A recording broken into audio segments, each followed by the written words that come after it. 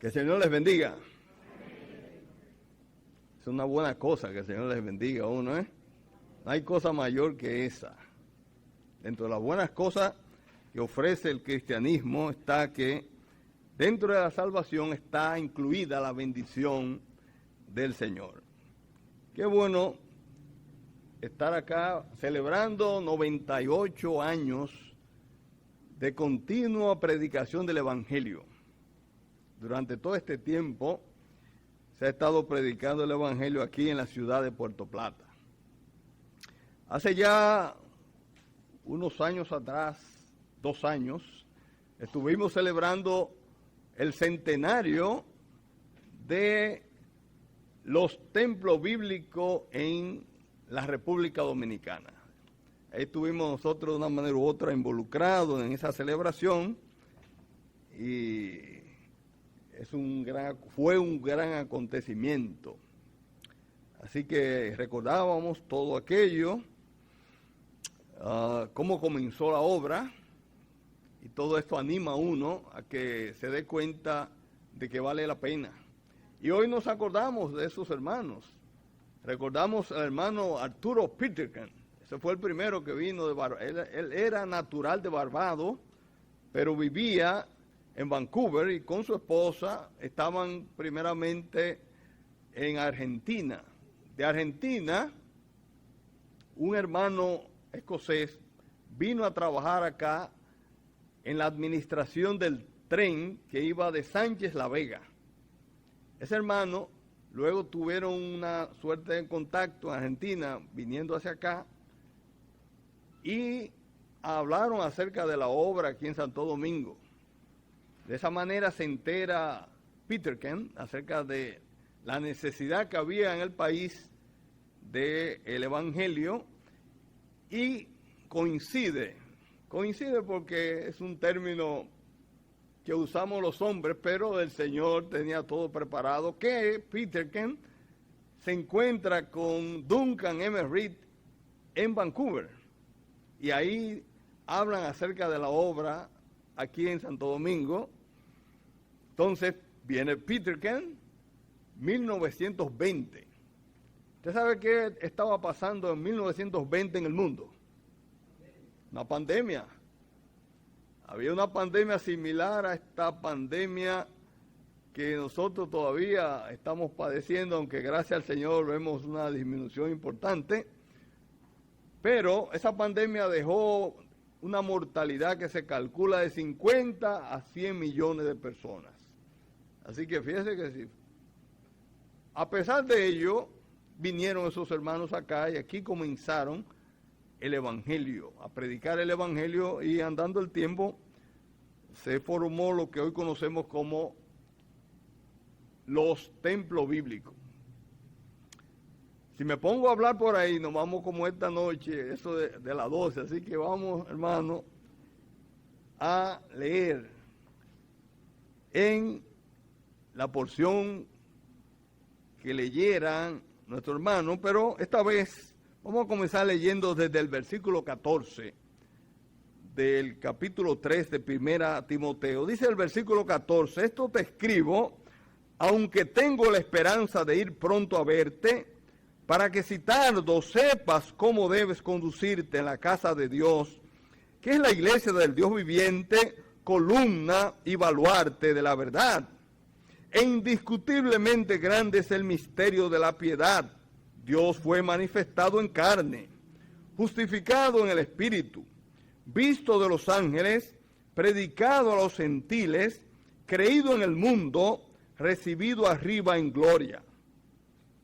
Capítulo 4, verso 1. Pero el Espíritu dice claramente que en los postreros tiempos algunos apostatarán de la fe, escuchando a espíritus engañadores y a doctrinas de demonios, por la hipocresía de mentirosos que, teniendo cauterizada la conciencia, prohibirán casarse y mandarán abstenerse de alimentos que Dios creó, para que con acción de gracias participasen de ellas los creyentes y los que han conocido la verdad. Porque todo lo que Dios creó es bueno, Y nada es de desecharse si se toma con acción de gracias, porque por la palabra de Dios y por la oración es santificado. Padre amado que estás en los cielos, nuevamente venimos ante tu santa y divina presencia y te alabamos y te glorificamos porque digno eres, Padre, de toda la alabanza, de toda la gloria y digno eres de todo el honor. Rogamos en esta noche que tu Santo Espíritu ilumine nuestros pensamientos, ponga palabras buenas en nuestros labios y que todos oigamos tu palabra con fe para que nos sea de provecho. Pedimos todas estas cosas dándote las gracias por todo en el nombre de tu Hijo amado, nuestro Señor y Salvador Jesucristo. Amén. Bien, ya hemos estado tratando acerca de este tema muy interesante, la apostasía de los últimos tiempos. La apostasía, como a algunos les gustan aclarar, dentro de la iglesia, porque habrá una apostasía final que es la que se describe en 2 de Tesalonicenses, pero ya es la apostasía de la sociedad mundial en términos general. Pero esta muy particularmente se está refiriendo a la apostasía dentro de la iglesia. En el versículo 15 del capítulo 3, rápidamente porque hablamos de ellos, dice, para que si tardo, sepas cómo debes conducirte en la casa de Dios, que es la iglesia del Dios viviente, columna y baluarte de la verdad. El apóstol temía que si se tardaba, pudiera perder un tiempo precioso. Y él quería que Timoteo supiera, él y la iglesia, cómo deben conducirse en la casa de Dios, que es la iglesia del Dios viviente, columna y baluarte de la verdad. La iglesia de Dios, ahí es la casa de Dios. En la casa es donde uno vive. Y Dios mora en la iglesia. ¿Usted sabía eso? Es en la iglesia. En la iglesia, pero esta iglesia es la iglesia del Dios viviente, no del Dios muerto. Estaba quizá pensando en ese momento en el templo de la diosa Diana, una diosa muerta, una diosa falsa, pero esta no, esta es la iglesia del Dios viviente y dice que es columna y baluarte de la verdad. Columna, sostén, base, baluarte. La iglesia sostiene la verdad. Ella no es la verdad, cuidado, pero ella sostiene esa verdad. Dice para que sepas, y hablamos acerca de ello, porque la palabra en el original habla de para que sepas absolutamente, para que no te quede nada de dudas acerca de que la iglesia es columna y baluarte de la verdad. Todos los creyentes, muy particularmente los que tienen posiciones dirigentes en la iglesia, debe saber que la iglesia, más que otra cosa, es columna y baluarte de la verdad. Así como la columna sostiene el techo, así como es el cimiento que soporta toda la superestructura, así la iglesia soporta la gloriosa verdad divina. Tenemos este edificio, tiene un techo. Ahora sabemos bien, si no hay buena base, si la zapata no es buena, hay peligro de que ante cualquier temblor de tierra esto pueda venirse abajo. Pero la iglesia es columna y es baluarte de esa gloriosa verdad del Evangelio. Sostiene la verdad del Evangelio. Por lo tanto, la iglesia es la guardiana y la promotora de la verdad de Dios. En el mundo no hay ninguna otra institución que haga eso. No hay nadie. Eso es algo que se le ha asignado a la iglesia. Una tremenda responsabilidad. guardiana y promotora de la verdad de Dios. Y dice en el versículo 16, uno de los grandes versículos de la Biblia, uno de los famosos 3:16, famoso de la Biblia, dice: e indiscutiblemente grande es el misterio de la piedad. La palabra piedad del griego eusebeia es una de las palabras más destacadas en esta carta a Timoteo y alude normalmente al deber que las personas tienen para con Dios.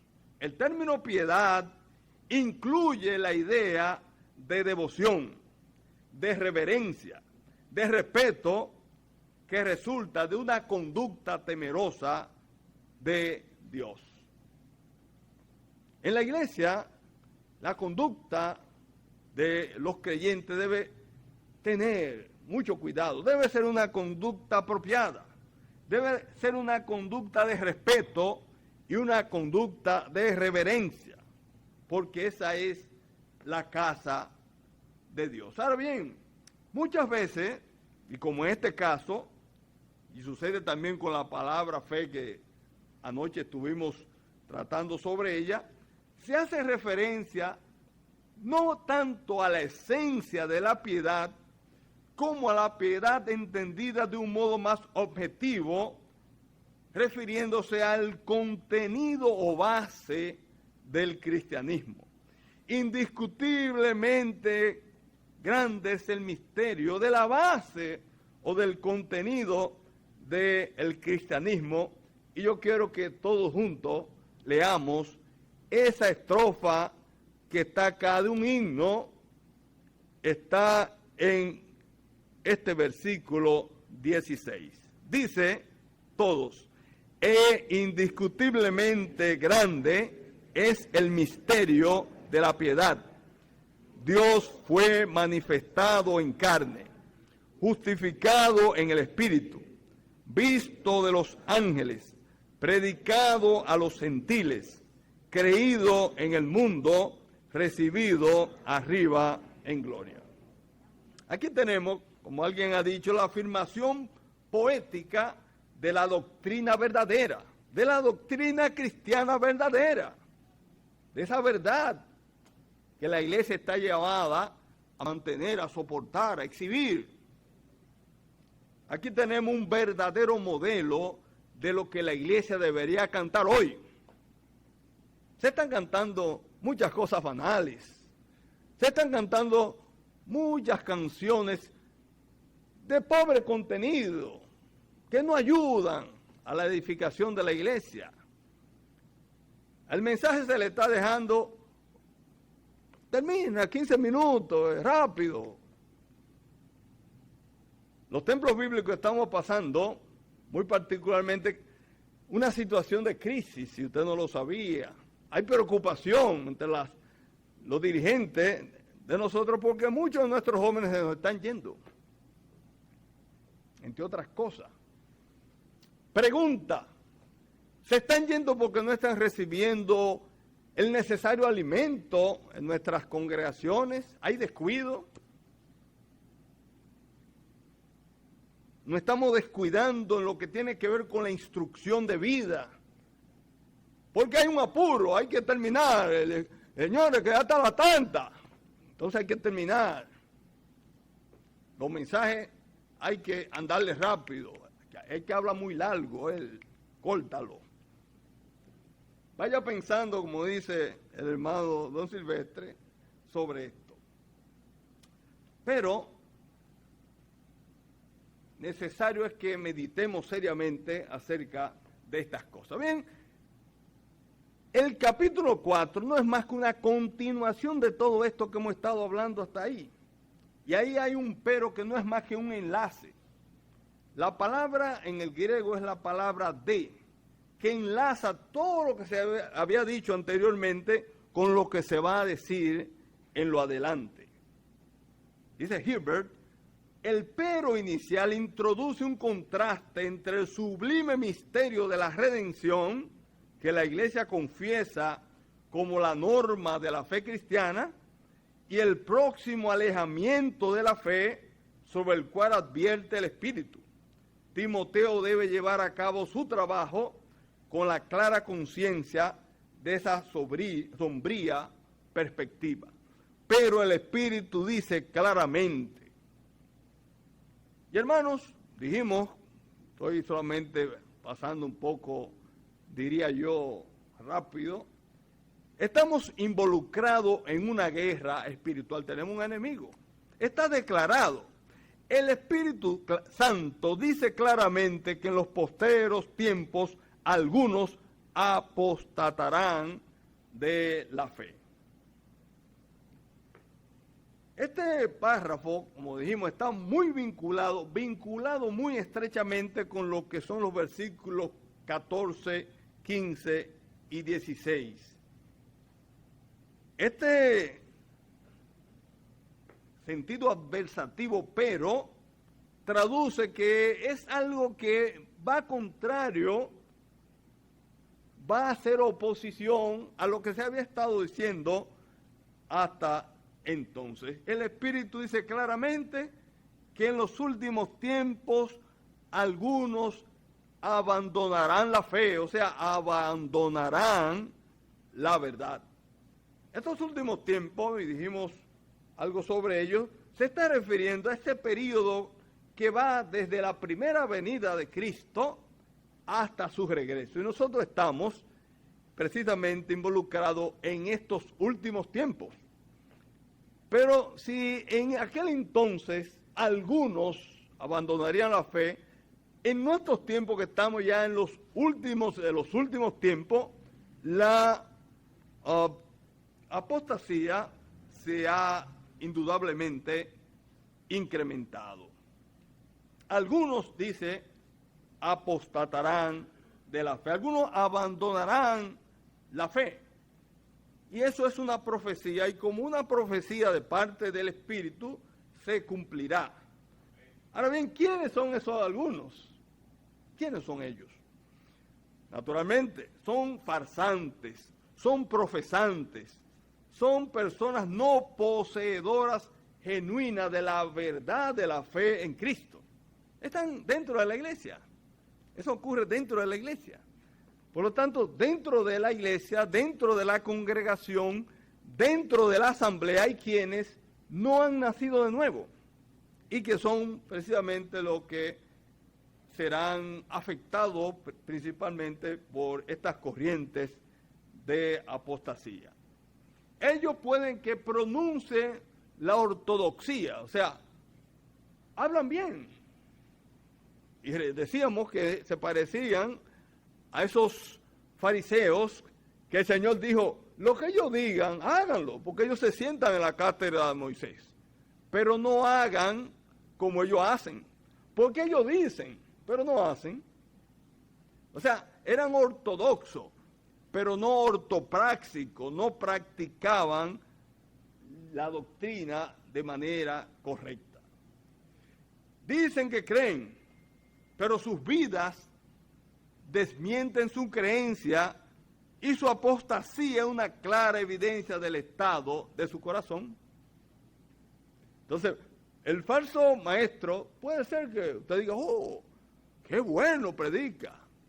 Ahora averigüe también cuál es su vida. Vaya a su casa y averigüe cómo está. Pregúntele al vecino donde él vive. A veces es bueno, y es una desventaja, digo yo, de lo que tenemos que predicar en la misma iglesia, que ya lo conocen a uno. Pero si uno va a otros sitios donde no lo conoce, dice, oh, qué hermano que predica, ese debe estar en el cielo todo el tiempo. La mujer de ese hombre debe estar todo el tiempo muerta de risa. Y la mujer que no hable, porque entonces hay que dejarla a uno, mejor. Entonces, es una manera de uno poder darse cuenta, porque puede ser que sean ortodoxos, pero su vida desdice de lo que ellos predican. Entonces, cuando habla aquí que algunos apostatarán de la fe, el término fe, dijimos, no es el aspecto subjetivo de creer, la fe salvadora, la fe que yo tengo para vivir la vida cristiana. O sea, no es esa fe subjetiva, sino se refiere muy particularmente aquí a lo que es el contenido de las enseñanzas esenciales de la fe cristiana, especialmente el Evangelio. Hay otros pasajes que hablan acerca de ello. Por ejemplo, Judas dice que hay que contender ardientemente por la fe una vez dada a los santos. Naturalmente que esa fe a que se está refiriendo Judas es a la doctrina cristiana muy particularmente. Dice Warren Wiersbe, hay un cuerpo de verdad establecido, depositado por Cristo en su iglesia. Esa es la fe. Esa es la fe a la que se está refiriendo acá. Entonces dijimos que nosotros estamos involucrados en una guerra, una verdadera guerra. La vida cristiana es una guerra donde hay dos principios que se encuentran, que son incompatibles, que están en constante oposición: la verdad y la mentira. ¿Cómo yo sé que es mentira? ¿Cómo yo sé que es verdad? ¿Cómo sé? Entonces, tenemos una guerra, mi hermano. Segundo punto, la guerra espiritual involucra a la mente. Dice, escuchando espíritus engañadores y a doctrinas de demonios. Apartando sus mentes de la verdad, comienzan entonces a prestar atención al error. Si su mente no está en la verdad, su mente va a ir hacia el error. Y dice prestando atención. Ese término, el original, está en el tiempo presente continuo. O sea, prestando atención continuamente. Prestando atención a que hay espíritus engañadores, espíritus seductores, a doctrinas de demonios. Note que aquí vemos enseñanzas que están calculadas para afectar la mente. Y la forma como uno piensa va a afectar la forma como uno se conduce. Como uno piensa, así uno se va a comportar, así se va a conducir. Por lo tanto, hermano, ponga atención a esto. El campo de batalla siempre es la mente y la batalla es por la verdad. El punto entonces es que la apostasía siempre comienza con la mente. Pon atención a lo que tú estás escuchando. Hay hermanos que dicen, yo con un radio, yo que me levanto ese radio no lo quito. Usted sabe quién está ahí, qué le están diciendo. Tiene que tener mucho cuidado porque eso te va a afectar de una manera, para bien o para mal, de una manera u otra.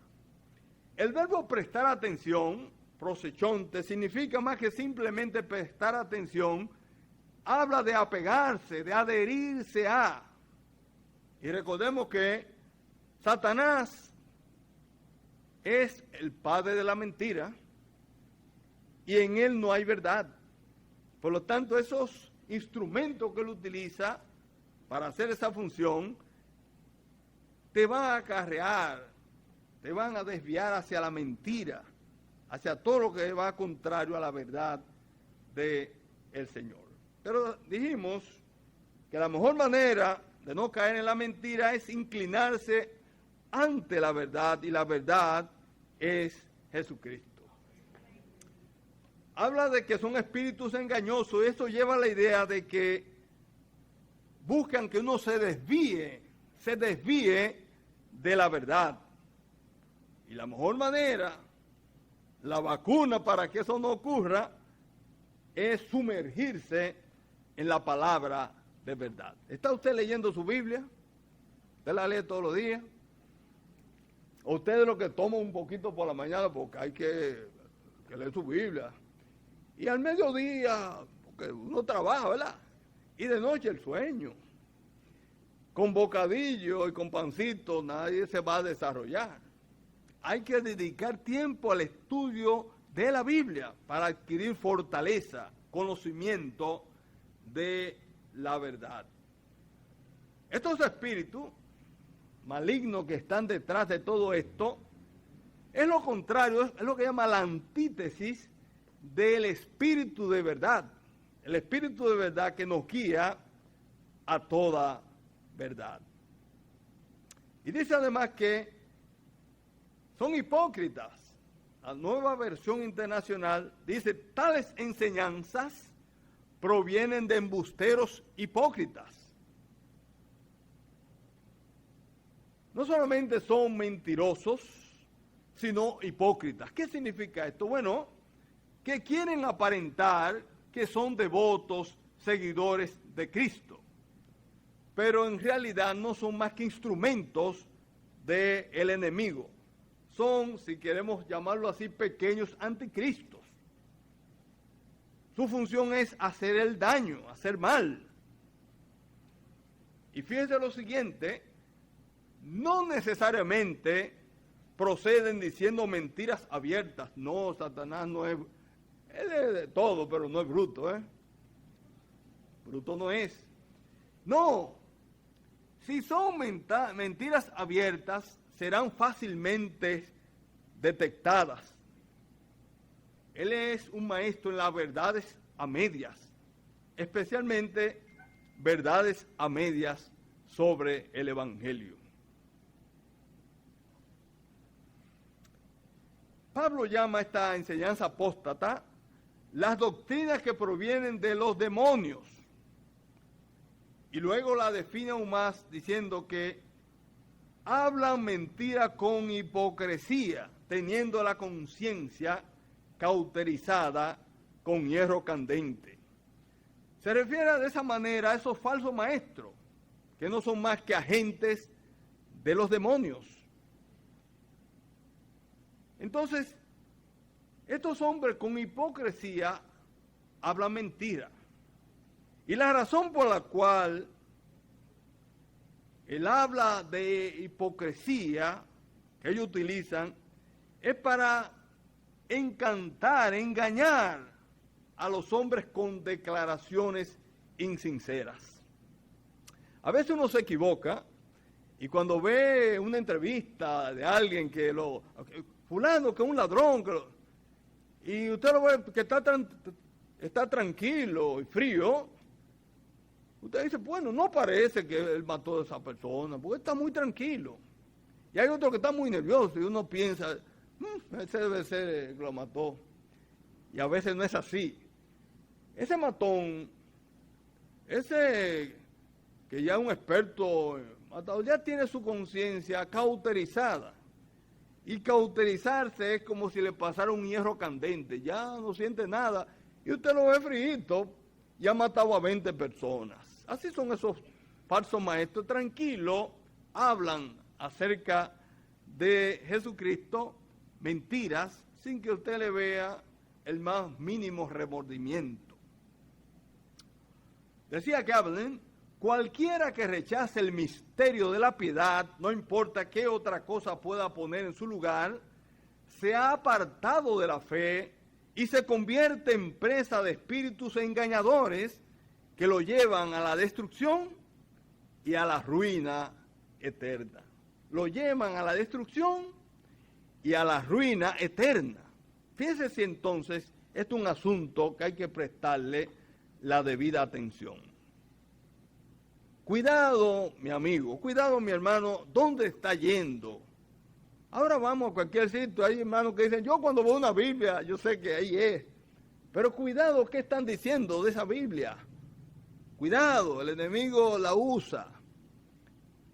Pero está en juego tu vida eterna, porque son fingidores de santidad, hablan mentira con hipocresía, enseñan el error más mortífero bajo el manto de la piedad, la devoción y un supuesto conocimiento religioso más profundo. Mucho cuidado, mi hermano.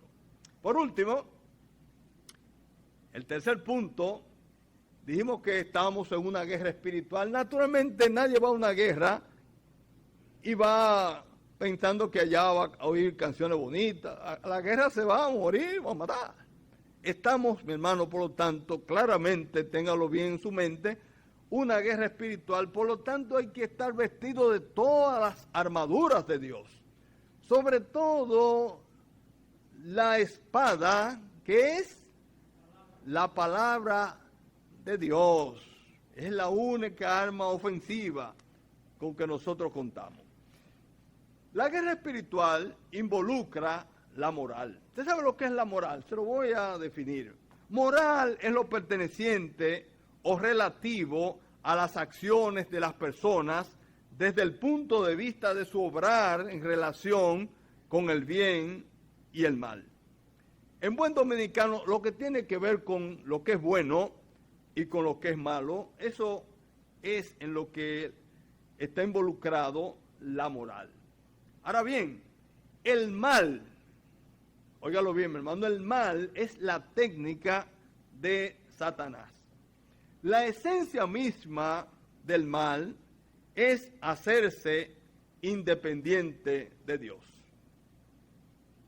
El mal entra cuando la persona dice, a mí no me parece que eso es malo.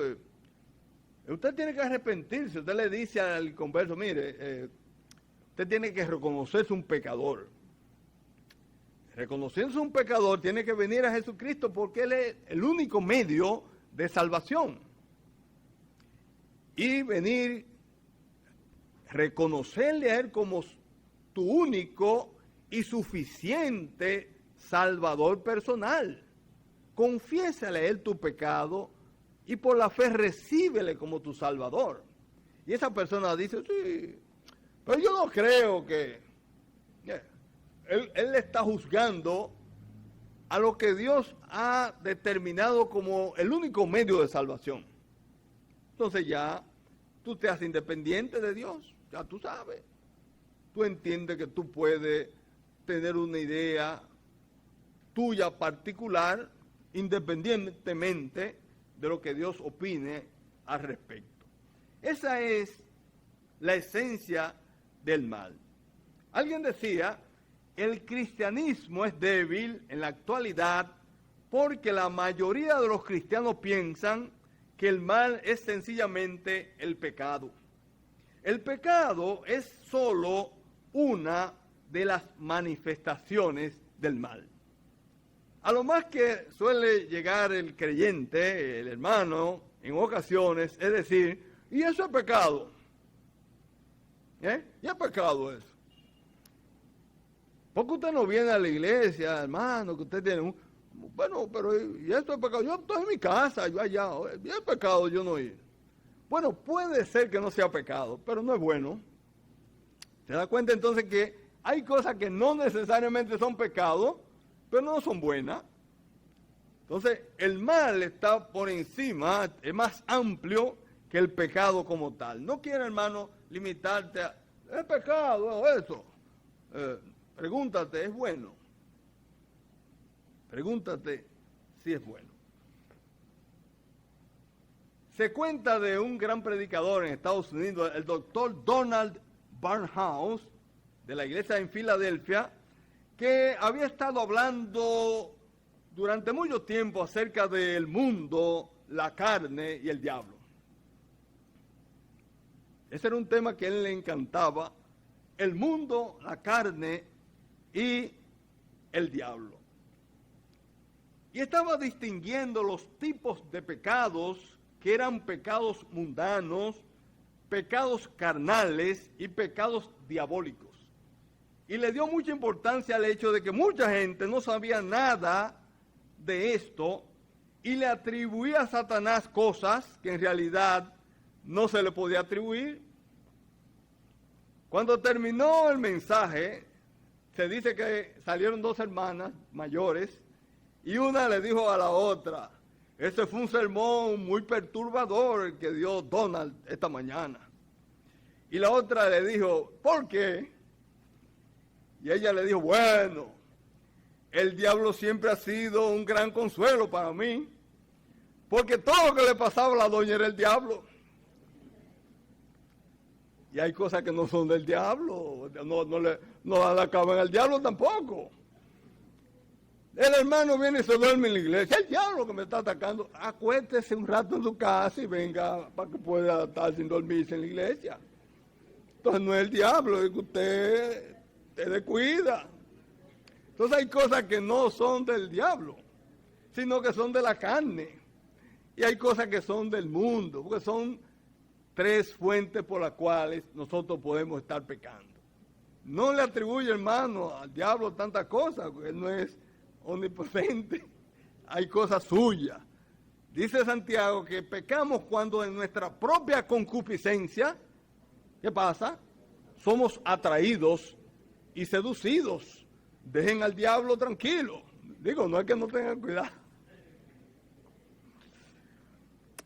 El apóstol evidentemente considera que la enseñanza apóstata, en última instancia, es atribuida a los demoníacos, es atribuida a Satanás.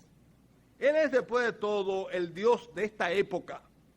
Y característicamente Satanás no está tan interesado en los pecados de la carne de los hermanos. Él tiene particularmente interés por los pecados del espíritu. Eso es lo que a él le interesa muy particularmente. Él está especialmente preocupado por eso. Muchas veces nosotros pensamos que Satanás, quien nos lleva por mal camino hacia un mal carnal o un pecado carnal específico, no es él. No es él. Recordemos, hermanos, que todos tenemos una vieja naturaleza. Esa vieja naturaleza que nosotros tenemos no se mejora. Yo puedo tener 50 años en la iglesia y esa vieja naturaleza está igualita. Y esa vieja naturaleza me arrastra contrario a lo que es la voluntad de Dios. Esa es la que me dice cuando yo venía para acá, pues tú vas a ir todos los días. Oye, tú no tienes que ir a la iglesia todos los días. Pero mañana va también. Oiga bien, porque ella tiene un jueguito, a ella le gusta la pelota y la basquetbol. Entonces tú vas allá y después vienes. Entonces, esa es una fuente que nos hace pecar nuestra vieja naturaleza. Y hay otras veces que los pecados nuestros se pueden atribuir a la mundanalidad. Ahora bien, pero en términos genéricos, el pecado satánico, muy particularmente, ponga atención, es el pecado que busca blasfemar de las verdades de la palabra de Dios. Las verdades acerca de Cristo. Él es enemigo mortal de Cristo. Las verdades acerca de la salvación en Cristo. Las verdades acerca del Evangelio, eso es lo que le interesa. Que usted tenga una mujercita, él no está interesado tanto en eso como en los asuntos que tienen que ver con la verdad. Si la iglesia es columna y baluarte de la verdad, Satanás y sus demonios, por otro lado, están tratando de socavar esa función de la iglesia que tiene en este mundo, en esta dispensación, en este tiempo, de ser la defensora, la que exhibe la verdad, y va a tratar de socavar esa verdad. Dice que prohibirán casarse y mandarán abstenerse de alimentos que Dios creó para que con acción de gracias participasen de ellos los creyentes y los que han conocido la verdad. Esa es una de las dos enseñanzas de estos falsos maestros que explícitamente el apóstol describe acá. Pero fíjense que en Génesis capítulo 18 dice de la siguiente manera: y dijo Jehová Dios, no es bueno que el hombre esté solo, le haré ayuda idónea para él. Jehová Dios había hecho todas las cosas. Y cada vez que hacía algo, ¿qué decía él? Y vio que era bueno, y bueno en gran manera, pero fue él que se dio cuenta que no era bueno que el hombre estuviese solo. Esa indudablemente es una sorprendente declaración. El hombre estaba solo a pesar de que estaba rodeado de numerosos animales, pero ninguno de esos animales cumplía los requisitos de compañía física, intelectual o espiritual para Adán. Dios sí sabía. Que yo tengo un perro. Yo tengo allá un lorito. No es compañía ni física, ni intelectual, ni espiritual de nadie. Y dice en Génesis capítulo 2, versículo 24, por tanto dejará el hombre a su padre y a su madre, se unirá a su mujer y serán una sola carne. El matrimonio es obra de Dios. La abstinencia, por tanto, no tiene nada que ver con el Evangelio. La enseñanza de una abstinencia obligatoria del matrimonio o de ciertos alimentos, en última instancia, no es más que doctrina de demonio. A nosotros nos puede parecer una exageración porque creemos que el demonio viene, mataron 5, se soltó el diablo. No, es lo que quiere tergiversar la palabra, ir contrario a la verdad, vender la idea de que Dios no es lo bueno que Él dice ser. La verdad, hermano, la verdad bíblica es verdad moral, porque refleja la naturaleza de Dios. Hay que conocer la verdad. La iglesia tiene que conocer la verdad. La iglesia está como está, en proceso de decadencia, porque hay grandes desconocimientos de la verdad. Los templos bíblicos estamos pasando por momentos difíciles, porque entre nosotros hay un gran descuido acerca del conocimiento y de la exposición, la predicación de la verdad. En Tito capítulo 1, versículo 1, la parte B dice, y el conocimiento de la verdad que es según la piedad. Alguien comentaba la verdad según la piedad, señalando que existe una conexión íntima entre la verdad y la piedad. Una posesión vital de la verdad es inconsistente con la irreverencia. La verdad real nunca se desvía del camino de la piedad. Una profesión de la verdad que le permita a uno vivir en la impiedad es una profesión espuria. Van íntimamente unidas. Volviendo a Génesis, y voy a avivar el paso, porque según estoy viendo, el tiempo va corriendo, aunque yo no lo crea. Dice Génesis capítulo 3, versículo 1. Pero la serpiente era astuta más que todos los animales del campo que Jehová Dios había hecho, la cual dijo a la mujer, ¿con que Dios os ha dicho no comáis de todo árbol del huerto? Aquí vemos cómo esa serpiente, que está siendo utilizada por Satanás, muestra astucia y muestra sutileza.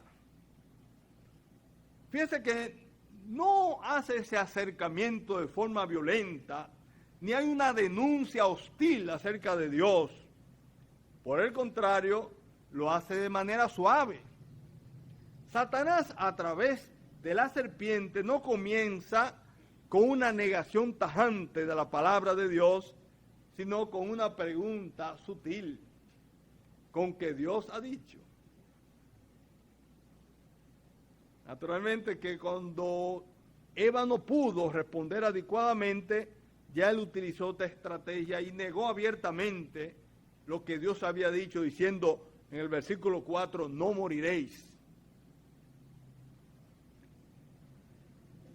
Es importante todo esto para que nos demos cuenta que esa es la manera en que actúa Satanás cuando quiere enfrentar las verdades bíblicas. La verdad es sutil, es cuidadoso, es inteligente.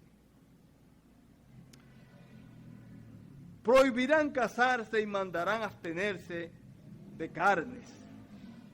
Este austero ascetismo era una pretensión de una piedad superior. Me quedo sin casarme y no voy a comer carne. Con eso se quería vender la idea de una piedad superior. Los hombres comenzaron a enseñar herejías ya desde los mismos días de los apóstoles. Más tarde se formaron sistemas como el gnosticismo y otros sistemas más elaborados como la teosofía y movimientos ocultos que prohíben lo que Dios ha establecido en la creación, porque el matrimonio es una institución que Dios ha santificado. Y usar lo que Dios ha creado para ser recibido con acción de gracias por lo que creen y conocen la verdad es lo correcto. Afirmaron que su carácter santo superior, esos falsos maestros, no sería compatible con el matrimonio y el consumo de carnes. Alguien decía, abandonando la santidad real y práctica de la comunión con Dios y de sus mandamientos por Cristo, se crearon una falsa santidad que negaron lo que Dios había ordenado desde el principio, y así se exaltaron contra la autoridad de aquel que había ordenado como si fuera él un ser imperfecto o tal vez malo. Esa es la función de Satanás, y hay que tener mucho cuidado con respecto a él. Voy a citar dos de los más grandes pensadores de los hermanos, de la edad de oro de los hermanos. William Kelly dijo lo siguiente: la gracia puede llamar a un siervo de Dios por razones especiales y dignas a un camino incompatible con la relación conyugal, porque sus deberes no podrían cumplirse con el debido cumplimiento de los objetos de ese camino. Así lo vemos en el mismo apóstol Pablo, como nos lo hace saber en 1 Corintios capítulo 7. Él dice que él se quedó sin casarse, él tenía don de continencia. Ahora bien, pero este mismo capítulo mantiene la regla ordinaria del estado matrimonial, como en otro lugar él dice que se ha tenido en todo momento con honor. Solo el llamado de Dios es primordial. Sin embargo, el que así se llama respeta y nunca desprecia la regla ordinaria de la excepción. Y termina diciendo, es Satanás ocupando el lugar y los derechos del Señor. Su objetivo es llevar a Dios al desprecio y conducir al hombre deslumbrado con la vana esperanza de una mayor santidad a las profundidades de la corrupción. Es la verdad, y ninguna mentira es la verdad, la que santifica. Puede parecerle a uno que el hecho que yo me quiero dedicar al Señor y no me voy a quedar así sin casarme, eso predominó durante un tiempo en la historia de la iglesia, y todavía la iglesia católica arrastra que los sacerdotes no deben casarse, como si ese estado de soltería fuera un estado más superior o superior al de el casado, bajo ningún concepto. Dice el versículo 5, con ello ya vamos dando los últimos pasos, porque por la palabra de Dios y por la oración es santificado. Es interesante este versículo. Es santificado, dice, por la palabra de Dios y la oración. La palabra aquí puede ser una referencia a la enseñanza de la palabra de Dios. La palabra de Dios ha dicho que el matrimonio es digno, recomienda el matrimonio. Es la institución que Dios creó para que el hombre no estuviese solo. La palabra de Dios santifica el acto del matrimonio y a la vez el alimento. El Señor dio libertad a que se comiese. Él fue el que creó los alimentos para que comiesen de ellos. Por lo tanto, no hay que abstenerse de ellos. Hay algunos que dicen, no, pero que al principio Él no habló de que comieran animales, pero luego del diluvio dio orden a que se comiese también de los animales. Y cuando Pedro estuvo allá y recibió aquella revelación, él oyó, cuando vio aquel lienzo que bajaba del cielo, la voz que decía, Pedro, mata y come. Y hay una declaración que deja a cualquiera asombrado, porque él dice, no, Señor. Está diciendo al Señor que no. No, porque yo no he comido nunca esos alimentos inmundos. Y el Señor tiene que decirle, a lo que yo limpié, no le llames tú común o inmundo. Entonces hay que recibirlo porque es del Señor. Todo lo que te ponga a la mesa, cómetelo. Tiene mucha grasa. Si no tiene problema, cómetelo. Cómelo, todo lo que te pongan a comer. Está ahí. Naturalmente, comer para no llegar al extremo de la gula, porque eso es pecado. Porque hay hermanos que yo le digo, pero es solamente la borrachera que es pecado. La gula también, porque no debemos estar ni en borrachera, ni tampoco en glotonería. Y dice por la oración. El término de aquí oración, quizá la mejor manera de traducirlo sería acción de gracia.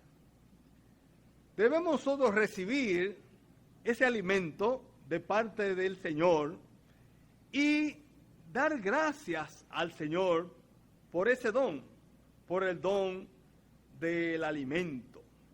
Yo creo que es una buena práctica, muy bíblica, por cierto, de que nosotros debemos participar de los alimentos y dar gracias al Señor por ello, como habla el apóstol Pablo en el libro de Corinto. Debemos nosotros, ya sea que comamos o bebamos, debemos hacerlo todo para la gloria del Señor.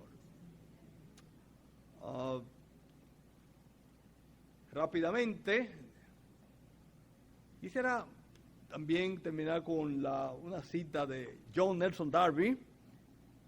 Dice, según el cristianismo, el Dios eterno no solo había creado el mundo, sino que se había revelado en Cristo. Estos apóstatas, trayendo doctrinas de demonios, tratarían de negar que era este único Dios de la naturaleza quien se había manifestado en gracia. Seducidos por los demonios y cauterizada su conciencia, prohibieron lo que Dios había establecido en la creación.